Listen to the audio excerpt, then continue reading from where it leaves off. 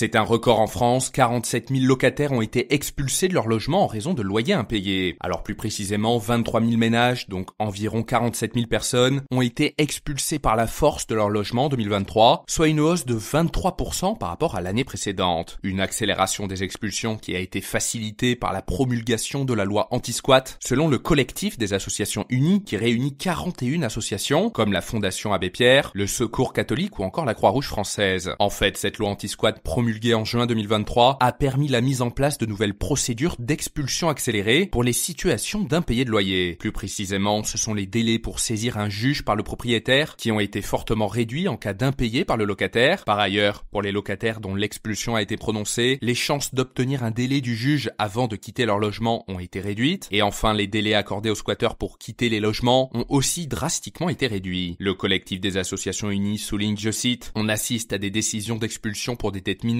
et des retards de loyer anecdotiques. D'après la Fondation Abbé Pierre, environ 330 000 personnes sont actuellement sans domicile, soit plus du double que 12 ans plus tôt, en 2012. De leur côté, les associations de défense des propriétaires expliquent que cette loi reste essentielle étant donné que les propriétaires qui sont face à des situations d'impayés ou de squatteurs doivent continuer à payer de lourdes charges et la taxe foncière et dans le pire des cas, refaire entièrement leur logement après des dégradations faites par des squatteurs. Et notez que ce podcast est soutenu par Quorum l'épargne.